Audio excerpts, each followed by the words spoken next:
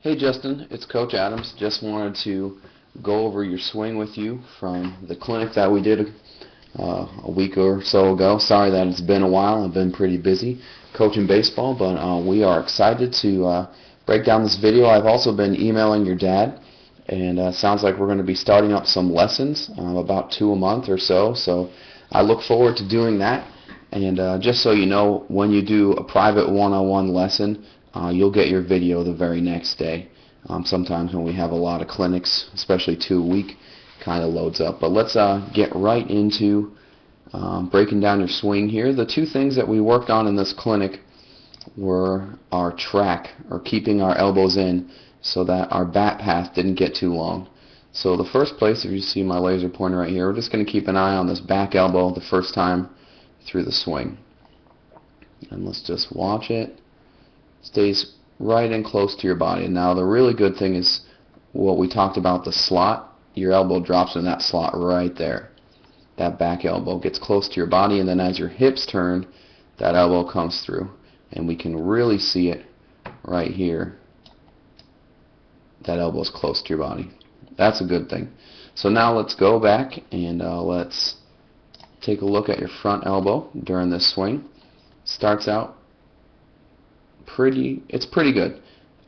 There are some things that we can work on, but right here at the beginning of your swing, instead of driving that front elbow forward and just keeping it close and allowing your hips to turn, just watch that front elbow right here. Just keep an eye on it. You can see it's sort of starting to straighten out pretty early, and that is expanding your track. You took a lot of good swings. I'm not criticizing. I think that you have a good swing as it is, and especially as your season's coming up, I don't think you should make too many in-season adjustments. But as you practice and as you get on video and you watch yourself, this front elbow, keeping it in close, is just going to bring you up to an even higher level than you already are as a hitter. And then we see you make contact right out here. Right here is where you make contact. So the next thing that I want to talk about is when you start your swing. Because now that we have a short track, now that we keep our elbows in, we are able to accelerate that bat through the zone quickly, so it doesn't take us as long to get around on a pitch or to make contact with a pitch.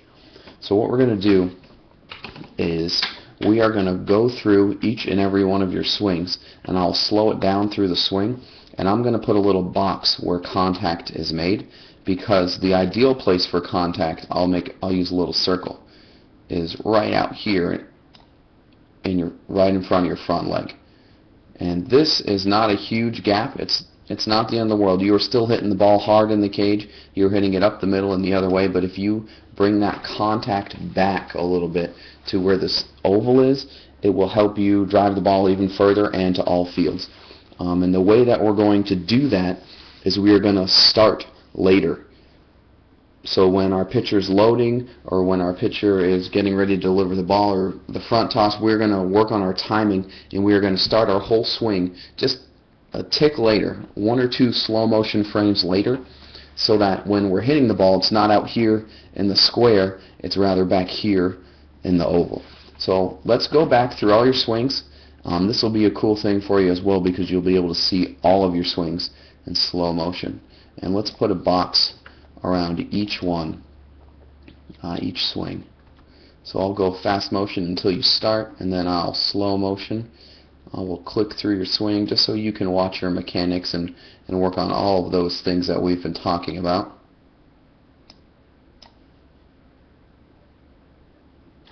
That's where you made contact there.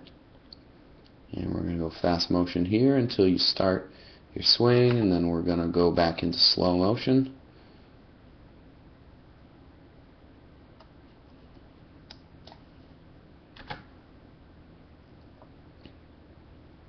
Again, Justin, I want to emphasize that the swings you took in the cage were impressive and they were good. You didn't swing that one because I think Coach Poncho was the one throwing it to you, and he blew that one. But the swings that you were taking are very good, and we just want to continue to duplicate that success and make small adjustments to further that success. So I'm just showing you right here that you're consistently hitting the ball hard with the mechanics that we talked about. You're generating a lot of bat speed, which I'll show you in the very last part of the video. That one is again already boxed up. But a lot of this contact that we're making is out in front. And so let's work on starting our whole swing later and hitting the ball where that oval is. Alright, I talked about how you generate bat speed. I just want to show you one way that you generate bat speed. So I'm going to get rid of all these other marks that we've made. Alright, what I want you to do is we're going to be watching two things. We're going to be watching your barrel up here, which will be in this general area, and then we're going to be watching your hips. Okay? So watch your barrel, and I want you to pay attention to when it starts to get blurry. Alright, still not blurry. It's a solid barrel, solid barrel, solid barrel, solid barrel. Can't really see it. Blurry right there. Okay? So now I want you to look at your hips. Okay, I'm going to go back 1 frame, 2 frames, 3 frames, 4 frames. Okay, so 4 frames from now your barrel is going to start to get blurry. Okay, and I want to show you that's because that is 1 or 2 frames right after your hips start turning. Your hips are what generate your bat speed. We know that there's bat speed because the barrel becomes blurry, and we can see that your hips, they're moving forward there, they're not really rotating. They just started their rotation. So there's 1 click, 2 clicks, 3 clicks, blurry. So that's good. Our hips are engaging, and that is what's generating our bat speed. And our bat speed is starting all the way back here, all right, before we even get our bat through the zone, and that's what we want because, watch, still blurry and bat speed. And right now, if that ball were to be all the way on you, let's say like you were a little late on the pitch and you hit it right here, you still can make contact with that pitch because your bat is in the zone, and that's what we want to see. And as your bat comes through, it continues to get blurry, and then you make your contact. So Justin, it was great working with you. I look forward to working with you more, and if you have any questions about your video, feel free to shoot me an email. Thanks for coming out.